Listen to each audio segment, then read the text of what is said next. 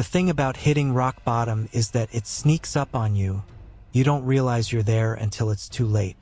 5 years after Anna's passing, I was still living in our old apartment, surrounded by her belongings, trapped in a web of memories and regret. The bills piled up relentlessly, and my savings account had dwindled to nearly nothing. At 48, the thought of starting over felt like trying to scale a mountain with broken limbs.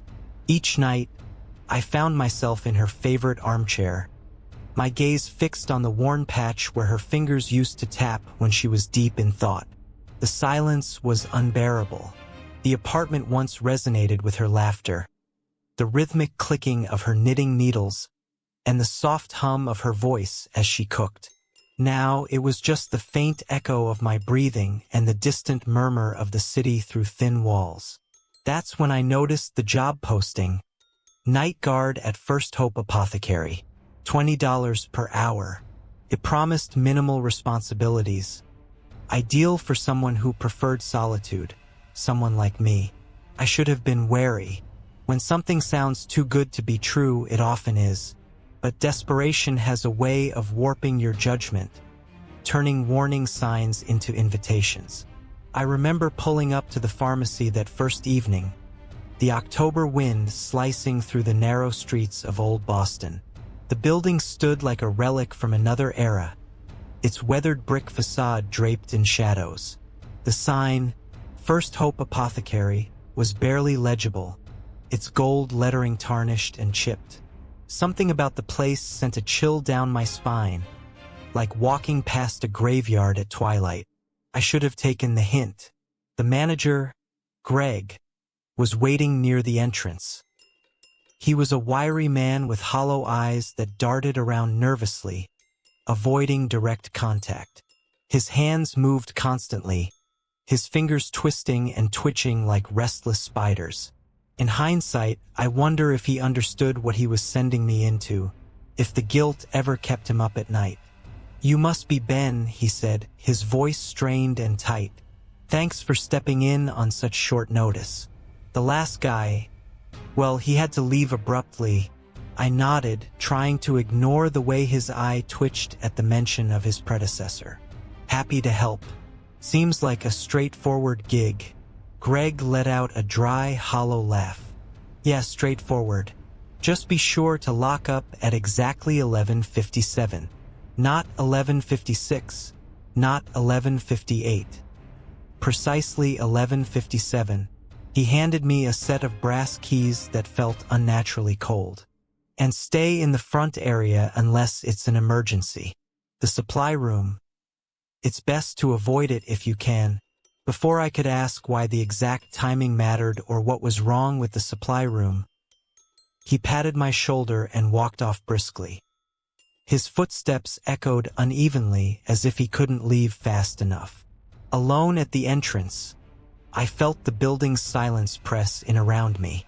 The air inside was heavy with the scent of aged wood and a sharp medicinal tang, faintly sweet. Glass jars lined the wooden shelves, their contents casting strange, distorted shadows in the dim light. Powders in muted tones and dried herbs filled some jars, while others held substances I couldn't identify. The faded labels bore handwriting reminiscent of an old medical textbook. In hindsight, that moment, standing at the threshold with the cold keys in my grip, was my last chance to walk away, to return to the familiar emptiness of my apartment. Instead, I stepped inside, the door swinging shut behind me with a soft chime that felt like the closing of a tomb. Exploring the space felt like wandering through a museum after hours. Each step creaked on the aged floorboards, the sound swallowed by rows of dusty shelves. The fluorescent lights above buzzed faintly, their pale glow doing little to dispel the gathering shadows. An antique cash register is perched on the counter, and its brass keys are worn smoothly with use. But it was the supply room that sent a shiver down my spine. The temperature dropped noticeably as I pushed open its heavy wooden door. Unlike the chaotic charm of the main store, the supply room was unnervingly sterile. Steel cabinets lined the walls, their reflective surfaces catching and distorting the flickering fluorescent light. The air smelled strongly of antiseptic, barely masking an underlying scent, something sickly sweet, like decaying flowers. Finding the first aid kit seemed like a logical task to begin with, better to know where it was in case of an emergency. I located it on a back shelf, an old metal box coated in a thick layer of dust. As I brushed it clean, the dust came away in clumps. The hinges let out a piercing screech as I opened it, echoing faintly like a distant scream. Instead of gauze and antiseptics, I found strips of aged cloth covered in frantic handwriting. The ink was brown, at least I hoped it was ink, and though faded in places, the words were legible. With trembling hands, I unfolded the first strip. The message read, "Rules to survive the night." The handwriting was erratic and uneven, as though it had been written in haste or terror. The list that followed made my stomach churn. Rule 1. Always lock the front door at exactly 11:57 p.m. and keep it closed until sunrise. Rule 2. If you hear knocking from the cabinets, do not open them under any circumstances. Rule 3. Leave an unopened bottle of rubbing alcohol on the back counter before midnight. Rule 4. Never touch the old mortar and pestle in the display case. Rule 5. If the lights flicker twice in succession, remain perfectly still until they stabilize. Rule 6. Do not answer the landline if it rings after 1:13 a.m. Rule 7. Clean the glass medicine display before leaving, but avoid touching jars with red labels. I stared at the list, my mind grasping for a logical explanation. It had to be some prank, a joke played by former staff to rattle the new hire. But the frantic scrawl of the handwriting, the way the letters were uneven, almost trembling, told a different story. Whoever wrote this wasn't trying to be funny. They were trying to survive. A sudden, sharp bang from one of the cabinets made me jump, sending the first aid kit tumbling from my hands. The noise reverberated through the room, bouncing off the steel surfaces until it felt like it came from everywhere at once. Then, nothing. Not the ordinary stillness of space, but a silence that felt alive, expectant, like the moment just before thunder cracks. I quickly gathered the bandages and shoved them back into the kit, my hands trembling as I returned it to the shelf. The rules kept replaying in my mind, each one growing more ominous with every repetition. A part of me wanted to leave right then, to abandon the job and forget the whole thing. But I couldn't afford to walk away. My apartment was a tomb of overdue bills and unpaid debts, and the medical expenses from Mia's treatment still loomed over me. Besides, they were just words scrawled on old bandages, probably left by a bored employee years ago. Nothing to take seriously. I wish I'd been right. The clock on the wall read 11:45. I had 12 minutes until I needed to lock the front door at exactly 11:57, just as the rules instructed. As I returned to the main area, a faint scratching sound came from one of the cabinets, like fingernails dragging across metal. I didn't turn around. Some primal instinct warned me that if I did, I might see something that would send me running into the night. And running wasn't an option. Not yet. Those 12 minutes felt like an eternity. I stood near the front door, brass key in hand, watching the clock's ancient hands tick forward. Each movement echoed through the quiet pharmacy, mingling with the hum of the fluorescent lights and the sound of my uneven breathing. My mind wandered to Mia. She would have laughed at my nervousness and called me foolish for letting old bandages and ridiculous rules get to me. But Mia wasn't there. She would never be here again. Perhaps that's why I took this job in the first place, because the desolation of this place mirrored the emptiness inside me. At 11:56, the atmosphere shifted. The air became heavy and suffocating, as if I were wrapped in a damp, icy blanket. The faint scent of old medicine sharpened, carrying a metallic tang that stung my eyes. Somewhere deep within the store, there was a faint sound, glass grinding against glass, so soft I almost doubted I'd heard it. My palms were slick with sweat, the brass key slippery in my grip. The fluorescent lights dimmed slightly, and the shadows pooling between the shelves seemed to ripple and shift. I thought I saw something move, a fleeting shape gliding through the darkness. The grinding noise grew louder, more distinct. It sounded as if something was being dragged across a glass surface. My chest tightened as I remembered the rule about the medicine display. Had I touched something I shouldn't have? The temperature dropped further, and I could see my breath fogging in the air. The key in my hand felt like ice, biting into my skin. The shadows grew darker and more defined and began to coalesce into vague, human-like shapes. My hand shook as I raised the key to the lock.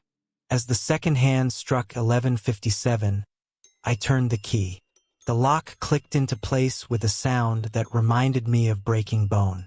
Instantly, the grinding noise stopped, and the shadows seemed to slink back to their hiding places.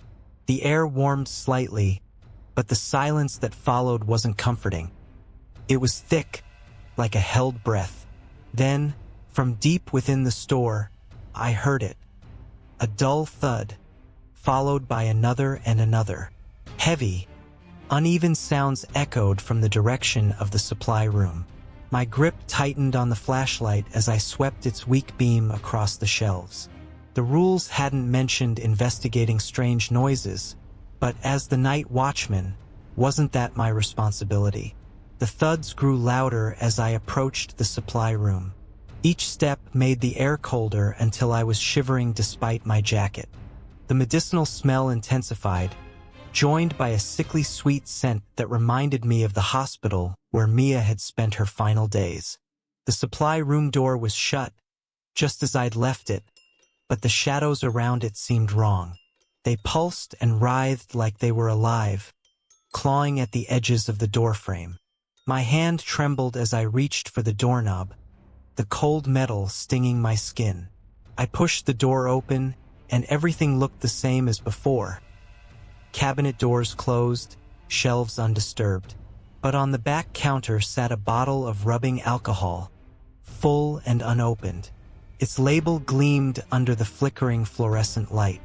I hadn't placed it there. The third rule echoed in my mind. Leave an unopened bottle of rubbing alcohol on the back counter before midnight. I glanced at my watch, 11:59. As I stared at the bottle, trying to make sense of its sudden appearance, a faint sound broke the silence. A rhythmic tapping came from inside one of the cabinets, knuckles rapping softly against metal. My breath caught in my throat as the rule resurfaced. If you hear knocking from the cabinets, do not open them under any circumstances. The knocking grew louder, more urgent. Then another cabinet joined in, and another. Soon, the entire room was alive with the frantic drumming of desperate fists, each cabinet adding its rhythm to the rising cacophony. I backed away slowly, my heart pounding so hard it felt like it might explode. Just before I slammed the door shut, I caught a glimpse of one of the cabinet doors trembling, its hinges groaning under the strain. I didn't stop moving until I reached the front counter. There, I collapsed into the old wooden chair, gasping for breath. The knocking had dulled now, muffled by the door, but it was still there. A constant reminder that something was inside, waiting. The clock struck midnight. From somewhere deep within the pharmacy, the sound of a child crying echoed through the space. The mournful wail bounced off the glass jars, making it impossible to pinpoint its origin. It wasn't an ordinary cry. It sounded hollow, as if it came from the depths of a well. The sound clawed at a memory I tried to bury. Amelia's last days in the hospital, when no amount of medication could dull the pain in her voice. My fingers dug into the armrests of the chair, my knuckles turning white. There shouldn't be a child here. I checked the entire building during my walkthrough, but the crying persisted, fluctuating between quiet whimpers and heart-wrenching sobs. As 1 a.m. approached, the crying stopped, replaced by something far worse, the sound of bare feet moving across the wooden floor. The steps were soft, irregular, and eerily constant, never seeming to come closer or move away. Then the fluorescent lights flickered once, twice. I froze mid-breath, the rule ringing in my mind. If the lights flicker twice in a row, stand completely still until they stabilize. The footsteps stopped abruptly, leaving a silence so profound I could hear another sound. The wet, dragging noise of something being pulled across the floor. The lights went out entirely. In the darkness, every other sense sharpened painfully. The medicinal smell had grown stronger, but beneath it was the unmistakable metallic tang of blood. The air felt oppressive, heavy, and cold, pressing against my skin like unseen hands. The dragging sound grew louder, creeping closer with each moment. I wanted to scream, to run, to do anything but remain rooted in place. But the rule repeated itself in my head, binding me like invisible chains. Something brushed against my leg. The touch was light and tentative, like fingers testing fabric. But it wasn't human. It was too smooth and too cold, leaving a damp trail across my pants. I bit down hard on my lip, the metallic taste of blood flooding my mouth as I fought the urge to flinch. Above me, I heard breathing, wet and labored, like someone struggling to keep their head above water. The lights flickered back on, and the aisle was empty.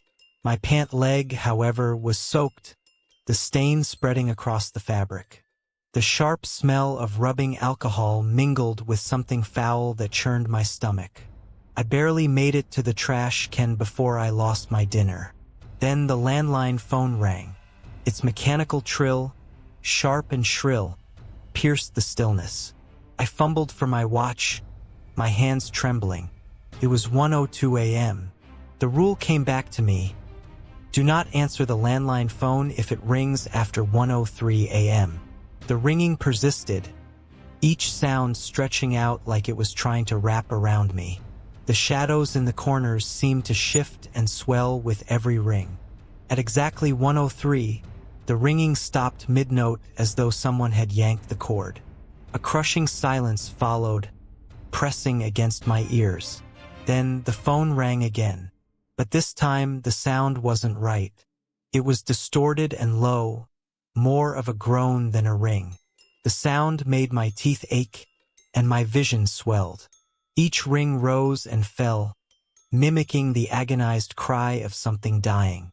Out of the corner of my eye, I saw movement.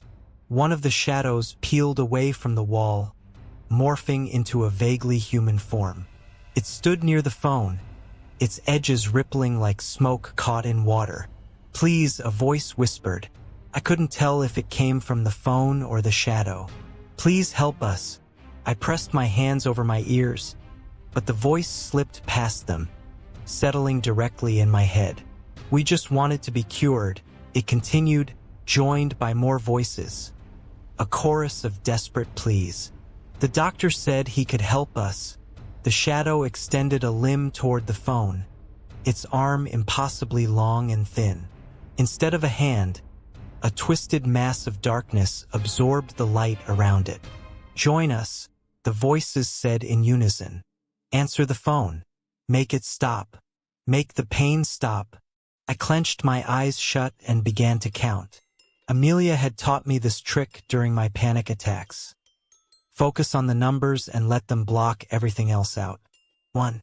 The ringing intensified. 2. More shadows detached from the walls. 3. The voices grew into a deafening chorus. 4. Something icy gripped my shoulder. 5. The air was thick with the coppery scent of blood and medicine. By the time I reached 10, the ringing ceased. When I opened my eyes, the shadows had retreated, leaving only the dim corners of the pharmacy. But the air still felt heavy, as if the building itself were holding its breath, waiting. I glanced at my watch. 1:15 a.m. Only 5 hours and 45 minutes until dawn. I could survive this. I had to. Then, from the supply room, the cabinet doors burst open all at once. The sound was deafening, like a gunshot ripping through the silence. I stumbled backwards, my elbow striking the glass medicine display. Something tipped over inside, the sound of glass rolling against glass reverberating endlessly in the quiet. That was the moment everything fell apart. That single, clumsy accident broke the most crucial rule. Never touch the jars with the red labels. I turned slowly, already knowing what I would see. One of the jars with a red label had toppled over, its contents spilling onto the glass shelf. The liquid inside wasn't like any medicine I'd ever seen. It was thick, dark, and oily, yet it moved in defiance of gravity, flowing upward and spreading in patterns that made my eyes ache to follow. The room's temperature plummeted. Each breath emerged as a visible cloud, and frost crept across the glass display case. The spilt liquid began to emit a faint, sickly green glow, casting warped shadows that twisted and writhed across the walls like living things. "No, no, no," I muttered, frantically looking for something to clean up the mess. But as I stared, the liquid began to shift. It grew darker and thicker, resembling blood, old, viscous, and black. A low hum began to fill the air, so faint at first that it was barely audible, but it grew steadily louder. It reminded me of the distorted beeping of hospital machines, the ones that had filled Amelia's room during her final days. The sound reverberated through my bones, making my teeth ache and my vision blur. The shadows cast by the liquid started to change, morphing from formless smears into distinct shapes. At first, they resembled wisps of smoke, but soon they solidified into faces. Dozens of faces pressed against the walls, their features twisted in torment. Their mouths moved silently, but their voices resonated in my mind. "Help us. Save us. Free us." "I'm sorry," I whispered, though I didn't fully understand what I was apologizing for. "I didn't mean to," the faces screamed. The sound came from nowhere and everywhere, a cacophony of agony that shattered every glass jar in the display. I fell to my knees, hands clamped over my ears, but it was futile. The screams were inside my head now. Amid the chaos, visions began to flash before my eyes. Memories that weren't mine. I saw a hospital ward filled with beds, each occupied by dying patients. The air was heavy with the smell of sickness and despair. A doctor in an old-fashioned coat worked feverishly, grinding herbs in a mortar and pestle, promising cures he couldn't deliver. We trusted him, the voices whispered. He said he could save us. But the medicine was wrong. The liquid continued to spread across the floor, forming a perfect circle around me. In its shimmering surface, I saw the faces of the patients from the visions. Men, women, children, all desperate and betrayed. "He didn't tell us what was in the medicine," the voices continued. "He didn't tell us the cost. And when we died, when his experiments failed, he refused to let us go." The shadows peeled away from the walls, becoming more solid. They moved like smoke but had human-like shapes, emaciated bodies, hollow eyes, skeletal frames. They closed in, their icy hands reaching toward me. "You spilt the medicine," they said in unison. "You broke the seal. Now you must take our place." "What seal?" I gasped, scrambling backwards until my back hit the display case. "What are you talking about?" "The red bottles don't just hold medicine," they whispered. "They hold us, our suffering, our pain, our souls." And now, I felt something cold and wet touch my ankle. The spilled liquid had reached me, seeping into my sock. The sensation was like ice, but it burned as it spread up my leg, deep and relentless, as though it were searing my very veins. "Now you'll understand," the voices said. "Now you'll become part of the pharmacy. Part of us." The cold climbed to my chest, bringing with it pain. More than physical pain, it was the anguish of dozens of trapped souls. I felt their despair, their terror, their betrayal. I experienced the burn of toxic medicines in their veins, the slow failure of their bodies, the crushing realization that they wouldn't survive. I tried to scream, but no sound escaped. The shadows pressed closer, their forms merging into a tide of darkness that surged over me like liquid tar. As the world faded, I saw him, the doctor, not in memory but here, watching me from behind the last intact display case. His eyes glowed faintly, like dying stars.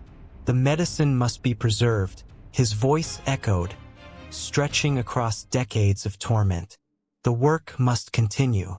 And now you'll help me. When I woke, I wasn't in the pharmacy. I was in a hospital ward, though not one from any time I recognized. The air reeked of decay and disinfectant, and the walls bore the stains of ancient water damage. Rows of iron beds stretched into the gloom, each one occupied by writhing, moaning figures. It was the hospital from the visions, but seeing it firsthand was far worse than anything I'd imagined. A nurse rushed past me, her uniform smeared with something dark. Her face was sunken, her eyes hollow with exhaustion and fear. "Doctor," she called, her voice shaking. "We're losing another one. The new medicine. It's making them worse." I tried to move, to speak, to escape, but my body wouldn't obey. I was frozen, forced to bear witness to the horrors unfolding around me. Shadows pulsed across the walls, and within them, I recognized the same tortured faces that had reached for me earlier in the pharmacy. The doctor emerged from the darkness, and a chill spread through me. He wore a long black coat, but it wasn't the coat that filled me with terror. It was his eyes.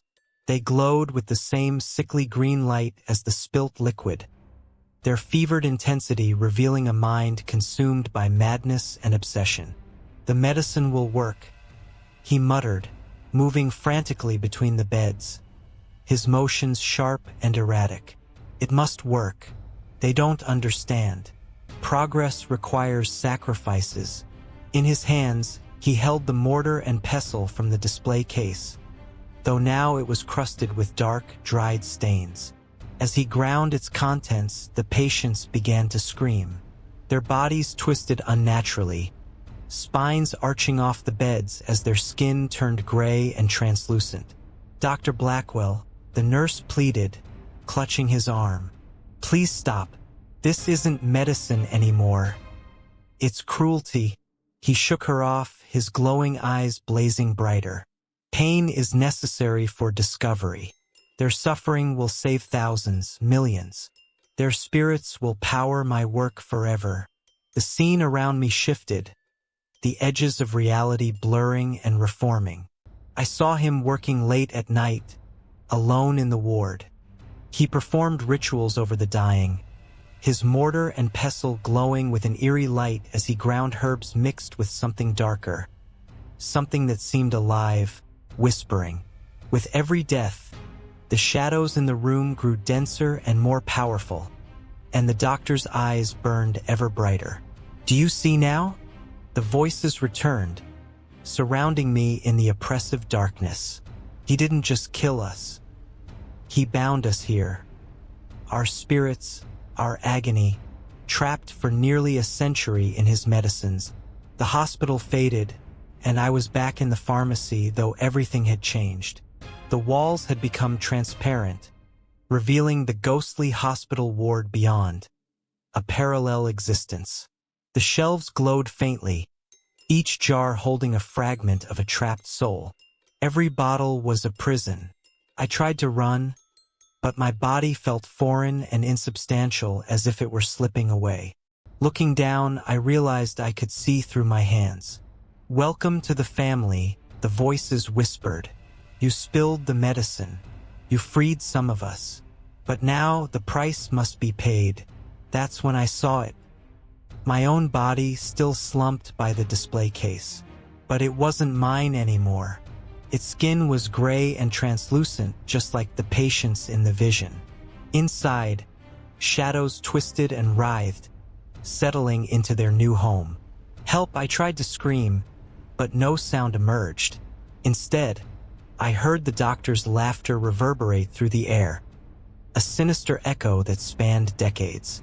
No one can help you now, his voice rasped. You are part of my collection, part of my great work. Your spirit will fuel the medicines, just like the others. And when the next night watchman comes, the truth dawned on me, stark and unrelenting. Carl had known. He had always known. His nervous warnings, his insistence on the rules, it all made sense now. How many others had he lured here, feeding the doctor's endless experiment? The shadows thickened around me, their cold tendrils pulling me toward the red-labeled bottles. I struggled, but resistance was futile. How do you fight something that is everywhere, that is everything? Don't fight it, the spirits murmured. It's easier if you let go. Become part of the medicine, part of us. The cold seeped into my core, and with it came a torrent of agony. Not just my pain, but the anguish of all the souls trapped here. I felt their fear, their betrayal, the crushing weight of their despair. I experienced the burn of poisoned veins, the slow decay of organs, and the hopelessness of realizing death was inevitable. As the shadows consumed me, my last thought was of Amelia. At least now I understood her suffering. At least now I could share in it, along with all the others imprisoned here in this cursed pharmacy that was never really a pharmacy at all. When morning came, the cycle repeated. Carl found the store pristine, with every jar back in its proper place. The red-labeled bottles were intact, though one seemed slightly fuller than before. He sighed as his eyes fell on my lifeless body, slumped by the display case. Its hollow, gray form seemed to mock him. I'm sorry, he murmured, though it wasn't clear if he was apologizing to me or himself. But the doctor needs his medicines. The work must go on. As he walked away, I saw him take out his phone, undoubtedly to post another job listing. Another night watchman is needed.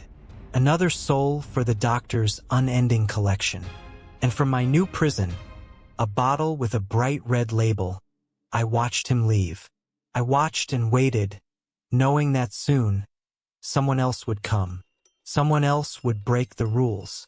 Someone else would join us in the doctor's eternal pharmacy, where the medicine cures nothing and the night shift never truly ends.